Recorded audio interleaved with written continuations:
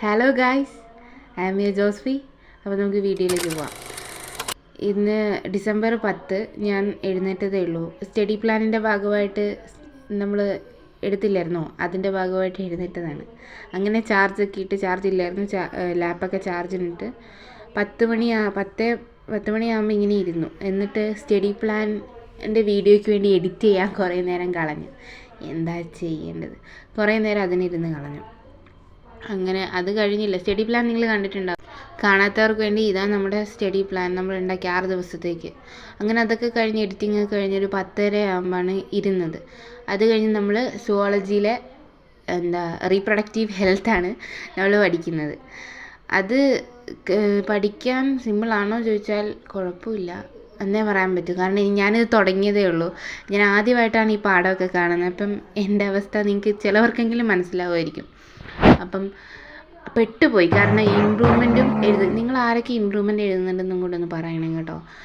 ഇമ്പ്രൂവ്മെൻറ്റും +2 എക്സാമും കൂടെ ആകുമ്പോഴത്തേക്ക് ഞാൻ നന്നായിട്ട് പെട്ടിരിക്കുകയാണെന്ന് എനിക്ക് മനസ്സിലായി. കാരണം രണ്ടും കൂടെ കൊണ്ടുപോകൽ ഭയങ്കര പണിയാണ്. അതുകൊണ്ട് ഇങ്ങനെയൊക്കെ അങ്ങ് തട്ടിയും മുട്ടി അങ്ങ് പഠിച്ചു പോവുക, അതേ പറ്റത്തുള്ളൂ. കാരണം പഠിക്കാൻ പറ്റുന്നിടത്തോളം പഠിക്കുക, അത്രേ അങ്ങനെ പറ്റത്തുള്ളൂ. അല്ലാതെ നമുക്കിങ്ങനെ ഉറക്കമൊളിച്ച് പറ്റുമായിരുന്നു. പക്ഷേ അത് നമ്മുടെ ബോഡിക്ക് ഡാമേജ് ആണെന്ന് ഞാൻ കേട്ടിട്ടുണ്ടാവുന്നു. സോ ഞാൻ ആ പരിപാടി കുറച്ചങ്ങ് നിർത്തിയിരിക്കുക.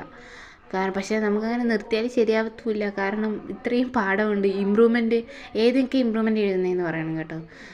ഇമ്പ്രൂവ്മെൻറ്റ് നിങ്ങൾ പഠിച്ച് തുടങ്ങിയോ? ഞാൻ തുടങ്ങിയില്ല കേട്ടോ. ഇതൊന്ന് ഒതുക്കിയിട്ട് വേണം, +2ൻ്റെ സിലബസ് കുറച്ചെങ്കിലും ഒതുക്കിയിട്ട് വേണം ഇമ്പ്രൂവ്മെൻ്റ് ഒന്ന് തുടങ്ങാൻ വേണ്ടിയിട്ടാണ് നിൽക്കുന്നത്. അപ്പം അങ്ങനെ റീപ്രൊഡക്റ്റീവ് ഹെൽത്തിൻ്റെ പാഠമൊക്കെ പഠിച്ചു. നമുക്ക് ഇന്ന് റീപ്രൊഡക്റ്റീവ് ഹെൽത്തും പിന്നെ 2 ചാപ്റ്റേഴ്സുമാണ് പഠിക്കാനുള്ളത്. അങ്ങനെ ഞാൻ റീപ്രൊഡക്റ്റീവ് ഹെൽത്ത് ഞാൻ പഠിക്കാൻ തുടങ്ങി. അങ്ങനെ കുറേ നേരം അതിൻ്റെ പുറകെ ഇങ്ങനെ പോയി. അതാണ് നിങ്ങളിപ്പോൾ കണ്ടുകൊണ്ടിരിക്കുന്നത്.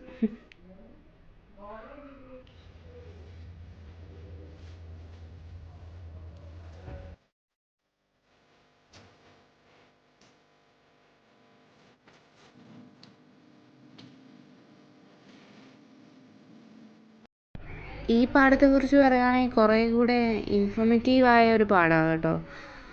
ഞാനിപ്പോഴാണ് കാണുന്നത്, അതുകൊണ്ടാണെന്ന് തോന്നുന്നു. എല്ലാവരും നേരത്തെ പഠിച്ചു തുടങ്ങിയത് ഒരു ഇൻഫോർമേറ്റീവായ പാഠം തന്നെയാണ് നമുക്ക്. പിന്നെ എനിക്ക് തോന്നിയത് എന്താ പറയുക, ഹ്യൂമൻ റീപ്രൊഡക്ഷൻ എന്ന് പറഞ്ഞ പാഠവും കൂടെ പഠിച്ചു കഴിഞ്ഞാൽ ഇതും ആ പാഠവും തമ്മിൽ കുറച്ചും കൂടെ കണക്ട് ചെയ്യാൻ പറ്റുമെന്ന് മനസ്സിലായി. അവിടുന്ന് ഇവിടുന്ന് അവിടെ പഠിച്ച കാര്യങ്ങളിൽ നിന്ന് കണക്റ്റായിട്ട്, അതായത് അവിടെ ചെയ്യുന്ന പല കാര്യങ്ങളുടെയും ഇങ്ങനെ കണക്ഷൻ എനിക്ക് കിട്ടിയിട്ടുണ്ടായിരുന്നു.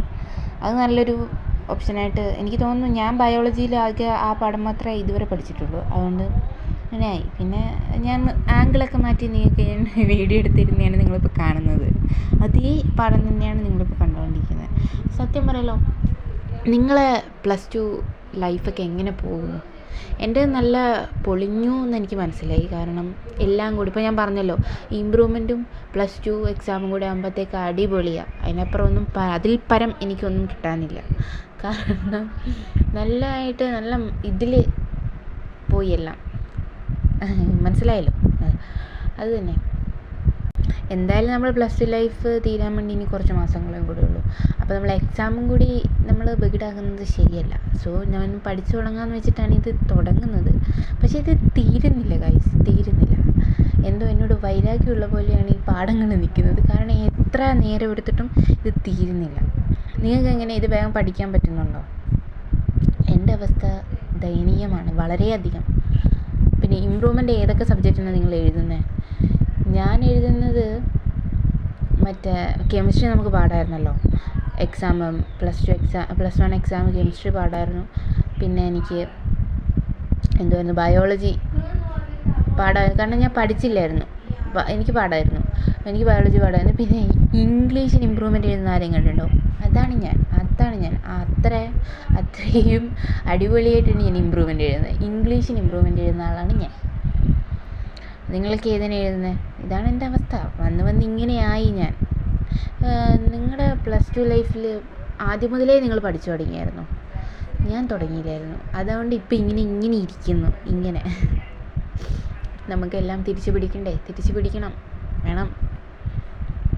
കുറേ നാൾ പഠിക്കാതെ പഠിക്കുന്നതാണെന്ന് തോന്നുന്നു. എനിക്കറിയില്ല. കുറേയധികം ക്യാച്ച് ചെയ്യാൻ എനിക്ക് ഭയങ്കര ബുദ്ധിമുട്ടായിരുന്നു. ഇത് തീർക്കാൻ തന്നെ ഞാൻ വൈകുന്നേരം എത്തിയായിരുന്നു.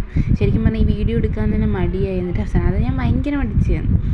ഇത് 1 മണിക്ക് കണ്ട് ഇത് കഴിഞ്ഞിട്ട് ഞാൻ പാടത്തിൻ്റെ പകുതിയായപ്പോൾ തന്നെ ഞാൻ ഫുഡ് കഴിക്കാൻ പോയി, പിന്നെ കിടന്നുറങ്ങി, ഒന്നും അറിഞ്ഞിട്ടില്ല. അങ്ങനെ എടുക്കാനും മറന്നുപോയി.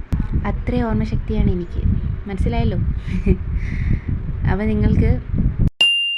നിങ്ങൾക്ക് വല്ല വീഡിയോ സജഷൻസ് ഉണ്ടെങ്കിൽ പറയാം കേട്ടോ. Okay, thank you.